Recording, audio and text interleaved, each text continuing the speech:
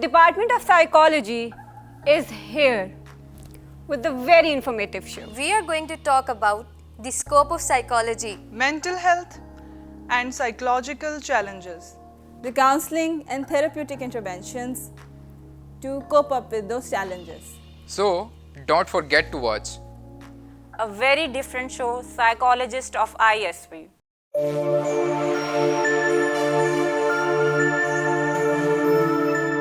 बिस्मिल्लाहिर्रहमानिर्रहीम। अस्सलाम वालेकुम नाजरीन, साइकोलॉजी अनप्लग्ड के न्यू एपिसोड के साथ मैं हूं आज का होस्ट मोहम्मद रऊफ शाह। आज का हमारा मौजू माशरे का बढ़ता हुआ एक मसला है।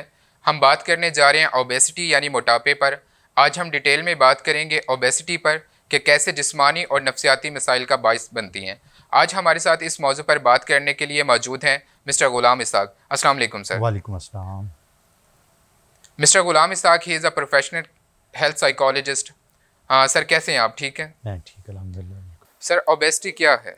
ओबेसिटी आम अल्फाज में मोटापे को कहा जाता है और इसके डिफरेंट मायरिंग जो क्राइटेरियाज़ हैं उनको फॉलो किया जाता है ओबेसिटी के लिए।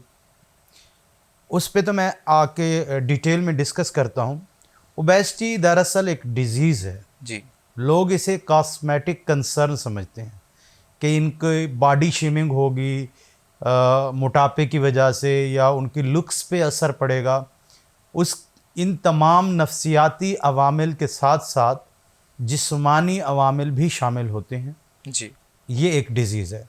अब ओबेसिटी को मेजर करने के लिए डिफरेंट रिसर्चर्स ने जी, डिफरेंट ऑर्गेनाइजेशंस ने डिफरेंट क्राइटेरियाज दिए। उनमें से एक है पॉपुलेशन मीन और दूसरा है वेस्ट सरकमफेरेंस, तीसरा है बॉडी मास इंडेक्स जी। हमारे पास पॉपुलेशन मीन लीस्ट यूज्ड है। उसमें यह है कि जहाँ पे जिस कंट्री में आप ओबेसिटी को मेजर करने जा रहे हैं उस कंट्री का मीन स्कोर निकाल लें और उस पे से आपको अंदाज़ा हो जाएगा कि मीन स्कोर में आपकी कौन सी पॉपुलेशन नॉर्मल वेट पे है, कौन सी पॉपुलेशन एवरेज वेट पे है यानी, और कौन सी ओवर वेट है जी। ये है पॉपुलेशन मीन, इसे लीस्ट यूज़ किया जाता है। ठीक सर। उसके बाद वेस्ट सरकमफेरेंस है, उस पर डिफरेंट क्राइटेरियाज हैं कि आपकी वेस्ट की जो साइज़ है वो क्या होना चाहिए। मेल के लिए डिफरेंट है, फीमेल के लिए डिफरेंट है। इसमें जो मोस्ट वाइडली यूज़ होता है क्राइटेरिया वो है बॉडी मास इंडेक्स, जिसे BMI कहा जाता है। जी। अब हम बात दरअसल स्पेसिफिकली ओबेसिटी की कर रहे हैं, लेकिन मैं पूरा क्राइटेरिया बता देता हूँ कि वेट का जो BMI का क्राइटेरिया है वो क्या है। 18.5 या इससे कम जिनका BMI है वो अंडर वेट होते हैं जी। अब BMI किस तरह निकाला जाता है? सिंपल, आपकी हाइट और वेट के हिसाब से निकाला जाता है। आप अगर कोई हमारे नाजरीन में से देखना चाहे अपना BMI तो सिंपल गूगल के ऊपर आजकल हम सबके पास स्मार्टफोन अवेलेबल हैं जी सर। गूगल करके BMI कैलकुलेटर करके उसे हम हाइट और वेट दे देंगे तो वो हमें कैलकुलेट करके अपना जो है ना BMI दे देता है। तो 18.5 से जो कम है किलोग्राम पर मीटर स्क्वायर से कम है उसे हम अंडर वेट कहते हैं।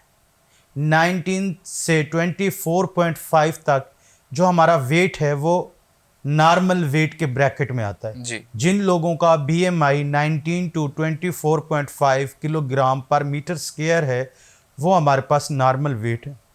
और इस तरह हमारे पास 25 टू 40 और प्लस ये हमारे पास ओवर वेट एंड ओबेसिटी में आता है जी। लेकिन इसको मज़ीद जो रिसर्चर हैं उन्होंने ग्रेड वाइज क्लासीफाई किया है ओवर वेट एंड ओबेसिटी को।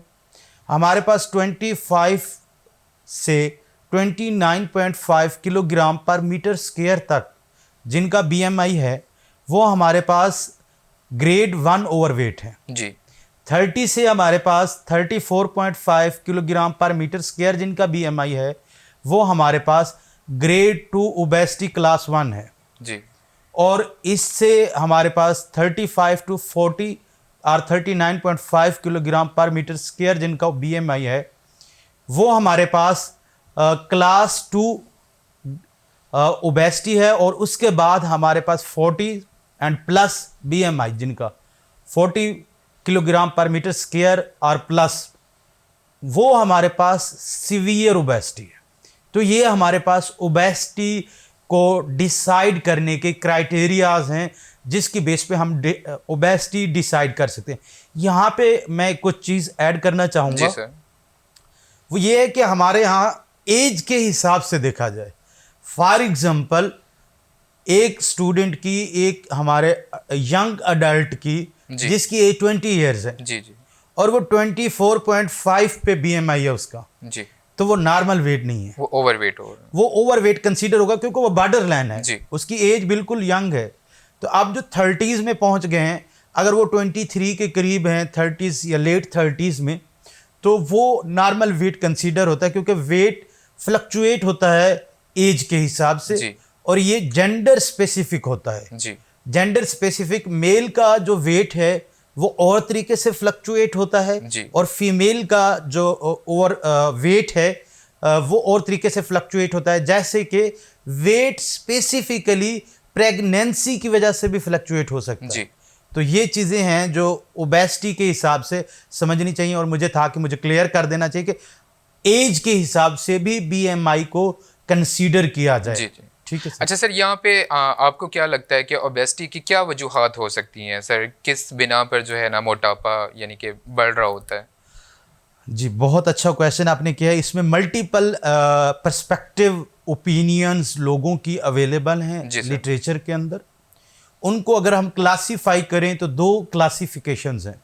एक हमारे पास बायोलॉजिकल और फिजियोलॉजिकल क्लासिफिकेशन है और एक हमारे पास बिहेवियरल और साइकोलॉजिकल क्लासिफिकेशन है। बायोलॉजिकल या फिजियोलॉजिकल जो क्लासिफिकेशन है उसमें जो चीज़ें बयान की गई हैं उसमें एक है आपका जेनेटिकल इफेक्ट, जी सर। कि जीन्स के अंदर इंफॉर्मेशन होती है ओबेसिटी की जो रन करती है फैमिली में। ठीक है। जी सर। दूसरा हमारे पास है एपिटाइट रेगुलेशन, तो वो भी आपके जीन्स के अंदर इंफॉर्मेशन होती है और उसी तरह से आप एपिटाइट रेगुलेट करते हैं, आपका डाइट इनटेक ज़्यादा होता है। उसके बाद हमारे पास मेटाबॉलिक रेट, फिजियोलॉजिकल जो थेरीज हमें बताती हैं, लिटरेचर हमें बताता है, वो है मेटाबॉलिक रेट। मेटाबॉलिक रेट जितना कम होगा ओबेसिटी उतना ज़्यादा होगी। तो ओबीज लोगों का मैक्सिमम मेटाबॉलिक रेट डिक्रीज्ड होता है मैक्सिमम लेवल तक, इस वजह से उनका बाकी भी मसाइल होते हैं। अब हम बात करते हैं साइकोलॉजिकल फैक्टर्स की जी तरफ। सर। साइकोलॉजिकल फैक्टर्स की तरफ आपके बिलीफ सिस्टम के इस डाइट से कुछ नहीं होता आपका। अब साइकोलॉजी दरअसल स्टडी ऑफ बिहेवियर है, मैं हाफ डेफिनेशन पढ़ रहा हूँ, जी, जी, स्टडी ऑफ बिहेवियर। जी। तो तमाम जो बिहेवियर ओबेसिटी के साथ लिंक्ड हैं वो साइकोलॉजिकल फैक्टर्स हैं। उसमें ओबेसिटी में कंट्रीब्यूट करता है डाइट पैटर्न। ठीक है, डाइट पैटर्न के साथ साथ अब डाइट पैटर्न किस चीज़ पे बेस करता है? आपके बिलीफ सिस्टम पे, जी। आपकी हैबिट्स पे। तो ये साइकोलॉजिकल फैक्टर्स हैं जो कंट्रीब्यूट करते हैं और वो जो इससे पहले थे वो फिजियोलॉजिकल। जी बिल्कुल सर, ऐसे ही है कि ओबेसिटी जो है जिस्मानी और नफ्सियाती मसाइल का बाइस भी बन रही होती है, तो वो काइंडली आप हमें थोड़ा बताएंगे। हाँ, देखिए पहले जो हमने डिस्कस किया वो हमारे पास था जिस्मानी मसाइल, फिजिकल फैक्टर्स, फिजियोलॉजिकल और बायोलॉजिकल फैक्टर्स कौन से हैं, साइकोलॉजिकल फैक्टर्स कौन से हैं। जी सर। अब दूसरा जो आपका क्वेश्चन है वो बड़ा इंटरेस्टिंग है कि कंसिक्वेंसेस ऑफ ओबेसिटी क्या हैं। जी। देखिए, कंसिक्वेंसेस ऑफ ओबेसिटी की अगर हम बात करें तो जैसे कि कॉमन ऑब्जर्वेशन में हमारे कि psychological consequences low self esteem होती है, जी सर। डिप्रेशन हो सकता है। अब यहाँ पे बड़ी इंटरेस्टिंग बात है, डिप्रेशन काज भी हो सकता है, कंसीक्वेंस भी हो सकता है। काज ओबेसिटी का कैसे हो सकता है कि डिप्रेस लोगों के ईटिंग पैटर्न डिस्टर्ब हो जाते हैं, वो डाइट इनटेक उनका न्यूरोटिक हो जाता है, उस वजह से भी उनका वेट फ्लक्चुएट कर जाता है, पहली बात। दूसरी बात, अब जिन लोगों को ओबेसिटी है, ओबेसिटी डिप्रेशन को कंसीक्वेंस भी करती है। लो सेल्फ एस्टीम मैंने डिस्कस किया, जी सर। उनमें रिजेक्शन सेंसिटिविटी ज़्यादा होती है। उनमें रिजेक्शन सेंसिटिविटी ज़्यादा होती है और बॉडी शेमिंग उनको ज़्यादा होती है, उनको वर्थ जो है ना अगर लेस वर्थ फील करते हैं वो। जी सर। और दूसरा ओबेसिटी पे एक कुछ चीज़ें इस तरह से हैं जैसे कि कुछ हमारी स्टीरियोटिपिकल बिलीफ हैं। जी सर। ओबीज लोगों को लेस एक्टिव कंसीडर किया जाता है और जो आपके जिनको हम स्मार्ट कहा जाता है आम फहम टर्म में, जिनको हम अपनी जो साइंटिफिक टर्म है नॉर्मल बीएमआई के लोग, जिनका बीएमआई नॉर्मल है, उन लोगों को चुस्त चालाक समझा जाता है कि ये अपने काम में एक्टिव होंगे। तो ये भी साइकोलॉजिकल कंसिक्वेंस है जो ओबीज लोगों को फेस करना पड़ता है। उसके बाद अगर हम बात करें सोशल फैक्टर्स की, जी सर, तो सोशल फैक्टर में फिर इस तरह अगर ऐसे ओवरवेट के लोगों को स्टीरियोटिपिकल बिलीफ सिस्टम हमारी सोसाइटी में अवेल करता है तो उनको जॉब अपॉर्चुनिटीज नहीं मिलती। जी सर। दूसरा, उनके अगर वो अनमैरिड ओबीज हैं तो उनके इस तरह के जो रिश्ते के मसाइल हैं वो दरपेश आ सकते हैं। तो अब इस तरह के मसाइल ये डायरेक्टली साइकोलॉजिकल लिंक्ड हैं क्योंकि सोशल फैक्टर है। अब रिश्ते का ना होना दरअसल उसके लिए डिफरेंट साइकोलॉजिकल कॉजेज कर सकता है, उसमें मेंटल हेल्थ इश्यूज हो सकते हैं। जी सर। डिप्रेशन हो सकता है, कुछ भी हो सकता है। अब अगर वो सोशल फैक्टर दूसरा जॉबलेस होना है, अगर वो जॉबलेस है या जॉब हंट नहीं कर पा रहा, जॉब उसे नहीं मिल रही उसके ओवरवेट होने की वजह से, तो तब भी तो वो साइकोलॉजिकल कंसर्न्स होंगे, अनएम्प्लॉयमेंट की वजह से स्ट्रेस होगा। अब ये चीज़ें डायरेक्टली भी फिजिकल चीज़ों के साथ लिंक्ड हैं और ओबेसिटी के कुछ फैक्टर इनडायरेक्टली भी फिजिकल चीज़ों के साथ लिंक्ड हैं। Thank you. जी नाजरीन, सर अभी हमें बता रहे थे कि जिस्मानी मसाइल क्या हो सकते हैं और नफ्सियाती मसाइल क्या हो सकते हैं। हम यहाँ पर एक छोटा सा ब्रेक लेते हैं और ब्रेक के बाद हम अपनी बात सर से कंटिन्यू करेंगे।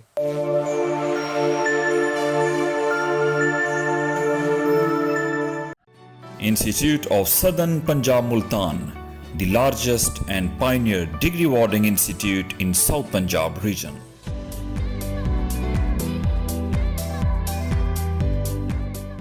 टेक्नोलॉजी के इस दौर में एक प्रोफेशनल का स्किलफुल होना इतना ही ज़रूरी है जितना कि एक इंसान के लिए खुराक का होना ज़रूरी है। इंस्टीट्यूट ऑफ साउथर्न पंजाब के विजन को जहन में रखते हुए डिपार्टमेंट ऑफ कंप्यूटर साइंस ला रहा है एक ऐसा प्रोग्राम जिससे मिलेगी ज़बरदस्त इंफॉर्मेशन हर उस शख्स को जो करना चाहता है कमाल इस फील्ड में। टीचर्स के नॉलेज से लेकर एलुमनाई के एक्सपीरियंस तक और एक्सपर्ट ओपिनियन से लेके स्टूडेंट्स के इश्यूज तक होगी डिस्कशन एक बहुत मज़ेदार अंदाज में। तो जल्द मुलाकात होती है बैठक में।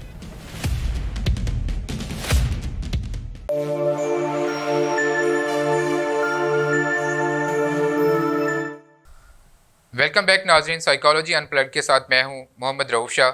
जैसा कि हम बात कर रहे थे कि साइकोलॉजिकल फैक्टर, फिजियोलॉजिकल फैक्टर कैसे ओबेसिटी के साथ लिंक कर रहे थे।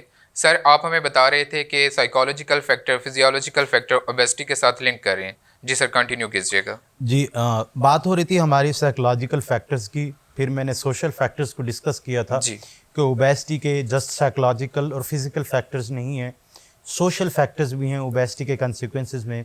उस पर हमने डिटेल में बात की थी और मैं आपको बता रहा था सर कि हमारे पास जो ओबेसिटी के फिज़िकल फैक्टर्स हैं उनमें ओबेसिटी के कंसिक्वेंस में हमारे पास अगर आम ज़बान में कहा जाए तो ये एक कहावत बनी हुई है कि मोटापा तमाम बीमारियों की अमाजगाह समझा जाता है। तो इसका मतलब ये है कि मल्टीपल डिजीज़ हैं जो ओबेसिटी के साथ लिंक्ड हैं। उनमें blood pressure, type 2 diabetes, heart disease, ये इस तरह की मेजर सर्कुलेटरी डिजीज़ हैं जो लिंक्ड हैं ओबेसिटी के साथ। जी सर। अब यहाँ पे ये डायरेक्टली भी ओबेसिटी के साथ लिंक्ड हैं जी, वाया साइकोलॉजिकल फैक्टर भी लिंक्ड हैं फिजिकल जो डिजीज़ जिनका मैंने जिक्र किया है जी, via social psychological and physical factor भी लिंक्ड है जी।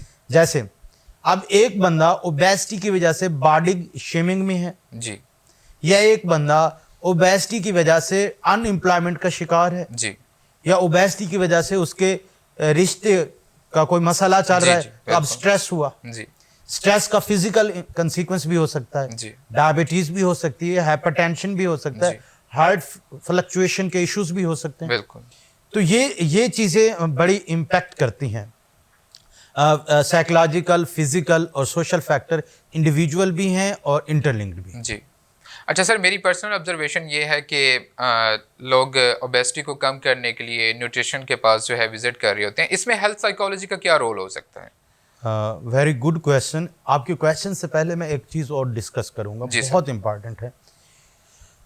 न्यूट्रिशनिस्ट के पास जाना तो एक्सपर्ट ओपिनियन लेना इज़ अ गुड थिंग, लेकिन हमारे यहाँ एक चीज़ जो है वो ये समझी जाती है, हमारे यहाँ अनएक्सपर्ट प्रैक्टिसेस की जाती हैं। जी। मतलब फॉर एग्जांपल किसी ने डाइट की और वेट लॉस किया तो वो मतलब सो कॉल्ड न्यूट्रिशनिस्ट बन जाता है, हेल्थ साइकोलॉजिस्ट बन जाता है, लोगों को रिकमेंडेशंस देना शुरू कर देता है। उसे नहीं पता बॉडी की नीड क्या है, बॉडी की नीड के मुताबिक डाइट के पैटर्न कौन से होने चाहिए, डाइट का इनटेक क्या होना चाहिए। जी। अगर आपकी, हमारे यहाँ एक टर्म यूज होती है डाइट डाइट डाइट, जी तो diet may be a good thing, but इसको डाइट कंट्रोल जो है ना ज़्यादा अप्रोप्रिएट चीज़ समझी जाती है। अब इसका फिजिकल कंसिक्वेंस बहुत ज़्यादा है। जी जब आपका वेट फ्लक्चुएट करता है या आपका डाइट इंटेक कम होता है जी तो आपके मेटाबॉलिक रेट पे इन्फ्लुएंस होता है। जी जब मेटाबॉलिक रेट इन्फ्लुएंस होता है तो आपको फिजिकल डिजीजेस के चांसेस ज़्यादा हो जाते हैं। तो इसलिए आपको एक्सपर्ट ओपिनियन के साथ, वेरीफाइड एक्सपर्ट के साथ आपको ओपिनियन लेनी चाहिए, उसको फॉलो करना चाहिए। अब बात कर रहे थे कि रोल ऑफ हेल्थ साइकोलॉजिस्ट, कि हमारे यहाँ तो ये कंसेप्ट है कि न्यूट्रिशनिस्ट के पास चला जाए, जी। न्यूट्रिशनिस्ट हमें डाइट पैटर्न दे जी, जी, देंगे और वो बिल्कुल। सारी चीजें। बिल्कुल सर, ऐसे ही। तो अब देखिए, न्यूट्रिशनिस्ट बॉडी की नीड को जानता है, जी लेकिन वो आपको डाइट बताएगा। जी अब डाइट का जो इनटेक है ना, वो बिहेवियर है। बिहेवियर के बारे में आपको हेल्थ साइकोलॉजिस्ट बताएगा।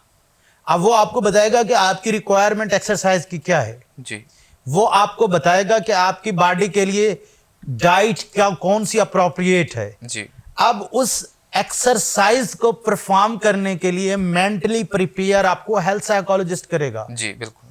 आपको जो डाइट इनटेक पे सेटिस्फाई करने के लिए, आपकी डाइट इनटेक को अप्रोप्रिएट करने के लिए जी। हेल्थ साइकोलॉजिस्ट काम करेगा। अगर आपका डाइट इनटेक रूटीन से कम होता है तो मोस्टली लोग फ्रस्ट्रेटेड हो जाते हैं, जी, बिल्कुल। साइकोलॉजिकल चेंजेस आते हैं, तो वो न्यूट्रिशनिस्ट नहीं डील कर सकता। जी। वहां पे आपका हेल्थ साइकोलॉजिस्ट डील करेगा इन तमाम बिहेवियर्स को, जी। क्योंकि आपकी एक हैबिट हो चुकी होती है।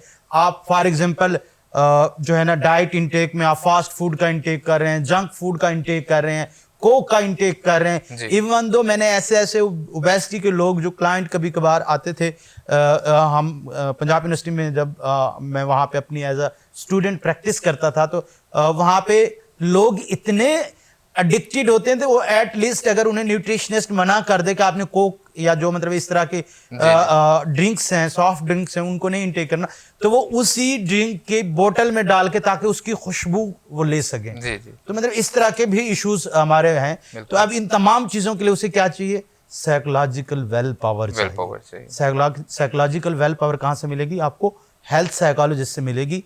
ये चीज़ें हमारे पास अहम है, हेल्थ साइकोलॉजिस्ट का रोल है। जी, बेहतर तो हमें सर। इसको कभी भी इग्नोर नहीं करना चाहिए। जी। ये नहीं है कि आपको डाइट भी हेल्थ साइकोलॉजिस्ट लिख के देगा, बॉडी की नीड के, नहीं, वो आपको न्यूट्रिशनिस्ट लिख के देगा। जी। उस डाइट पे रिस्ट्रिक्ट अपने बिहेवियर शेप जो आपको करवाएगा, जी। वो हेल्थ साइकोलॉजिस्ट कराएगा। बेहतर सर।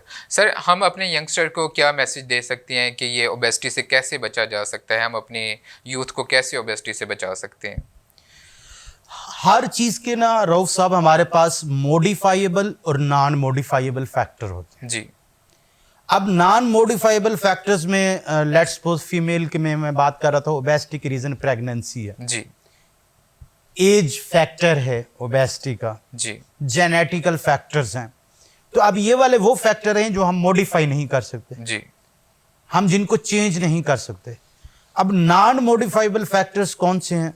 जिनमें उनके डाइट इनटेक है, एक्सरसाइज का बिहेवियर है, लैक ऑफ एक्सरसाइज भी एक रीज़न है। तो हमेशा किसी भी चीज़ को ट्रीट करने के लिए सर, उसको ओबेसिटी को ट्रीट करने के लिए या किसी भी चीज़ को ट्रीट करने के लिए उसकी जो पॉसिबल रीजंस हैं उनको देखा जाए और उनमें से जो मॉडिफाइबल हैं उन्हें मॉडिफाई किया जाए। और अगर हम ओबेसिटी की स्पेसिफिकली बात करें तो इनमें हमारे पास जो मॉडिफाइबल फैक्टर्स हैं उनमें एक्सरसाइज टाइम इंक्रीज किया जाए जी। स्क्रीन, अब एक्सरसाइज टाइम क्यों डिक्रीज है? क्योंकि हम स्क्रीन पे टाइम ज़्यादा है, हम वापस अपने ऑफिस से या अपने जो रूटीन है या स्टडी से वापस आने के बाद मोबाइल पे गेम खेल रहे हैं या इस तरह का काम कर रहे हैं, तो वो हमारा जो फिर सुस्ती हो जाती है, खाना खा के दोबारा मोबाइल के साथ लग जाना और चीज़ें उस तरह ना परफॉर्म कर सकना। एक तो ये है कि हमारी स्क्रीन टाइम ज़्यादा है, एक्सरसाइज टाइम कम है। दूसरा डाइट इनटेक, ओबेसिटी की मल्टीपल रीजंस में से एक रीज़न ज़्यादा देर तक मील इनटेक ना करना जी, कि आपके मील इनटेक का ब्रेक ज़्यादा हो। फॉर एग्जांपल आपने डिनर किया और आप लंच के टाइम तक एम्प्टी स्टमक फिरते रहे और आपने लंच के टाइम पे ब्रेकफास्ट। मोस्टली लोगों की ये सोच भी तो होती है कि हम खा नहीं रहे तो हमारा वेट नहीं बढ़ेगा। हाँ, अब उसकी वजह क्या है? उसकी वजह ये है कि जब लोग नहीं खा रहे होते तो जब वो खाते हैं तो आम रूटीन से ज्यादा खाते हैं, खा लेते हैं, बिल्कुल। तो इस वजह से अब वो ज्यादातर क्या करते हैं, दिन के टाइम रिस्ट्रिक्ट करके रखते हैं जी। तो वो जो नाइट टाइम है, डिनर का टाइम है, उस टाइम उनका डाइट इंटेक इंक्रीज कर जाता है, तो वो फिर मेटाबॉलिक रेट उस तरह काम नहीं करता। होता है अगर किसी को कहा जाए कि आप मोटे हो रहे हैं तो कहते हैं मैं तो खाता ही एक टाइम हूँ। हाँ। तो इट्स मीन कि वो पहले भूखा था और फिर उसने जब खाना स्टार्ट किया एंड पे एक टाइम में तो वो बहुत सारा खा लिया। एक रीजन ये है। और दूसरा एक्सरसाइज पे हमें जाना चाहिए। अब यहाँ पे एक्सरसाइज के बारे में बात अक्सर समझी जाती है कि एक्सरसाइज कितना परफॉर्म करनी चाहिए। तो जो नॉर्मल वेट के लोग हैं उनको 30 से 35 मिनट हफ्ते में कम से कम 5 दिन इतना एक्सरसाइज परफॉर्म करें कि उनका सांस फूल जाए। तो ये नॉर्मल वेट लोगों के लिए, बाकी जो है उनके लिए। अब इसमें मैं एक और बात भी डिस्कस करना चाहूंगा कि ज्यादातर लोग एक्सरसाइज की तरफ क्यों नहीं जाते जी। उनमें ना मैंने रीजंस पढ़ी हैं, क्योंकि मेरी स्पेशलिटी यही थी। मैं यही सोचता था कि हर ऑलमोस्ट बंदे को इंटेंशन है एक्सरसाइज परफॉर्म करने की, वो सोचता है कि मैंने एक्सरसाइज करनी है, वो एक्सरसाइज क्यों नहीं कर सकता जी। तो मैंने लिटरेचर को गो थ्रू किया, तो लिटरेचर जब हमें गाइड करता है तो उसमें 4-5 रीजंस है। लैक ऑफ टाइम जी, हमें लगता है कि टाइम मैनेजमेंट ठीक नहीं है, तो हमारे पास टाइम नहीं, हम इसलिए एक्सरसाइज परफॉर्म नहीं करते जी। दूसरा हमारे पास है लैक ऑफ स्किल्स, कि मतलब मेरे पास स्किल्स नहीं है, मुझे एक्सरसाइज करना नहीं आती, मैं इसलिए एक्सरसाइज परफॉर्म नहीं करता जी। उसके बाद तीसरा फैक्टर है लैक ऑफ रिसोर्सेज जी, मतलब जहां पे वो रहता है वहां पे एक्सरसाइज परफॉर्म करने की जगह नहीं है, या फीमेल है तो वो स्टीरियोटिपिकल माशरा है, वो एक्सरसाइज परफॉर्म नहीं कर सकती। तो मतलब इस तरह के मल्टीपल रीजंस हैं, lack of skills, lack of resources, lack of time. तो ये मेजर रीजंस हैं जो मतलब एक्सरसाइज से बंदा एक्सरसाइज परफॉर्म करते हुए उससे लगता है कि मैं शायद टाइम की वजह से नहीं कर रहा, स्किल्स की वजह से नहीं कर रहा, या मेरे पास रिसोर्सेज नहीं है, तो ये एक्सरसाइज ना करने की वजूहात हैं। अब ये आप पूछ रहे थे मुझसे, जो क्वेश्चन था मैं उसको दोबारा रिपीट करता हूँ कि हम किस तरह हमारी यूथ बच सकते हैं। जी बिल्कुल सर। तो ये हमारे बचने के तरीके हैं जी। हमारी यूथ के बचने के तरीके हैं कि एक्सरसाइज अप्रोप्रिएट करे, डाइट पैटर्न अप्रोप्रिएट करे जी, और उसके साथ इंशाल्लाह hope so things will be better. Thank you so much sir.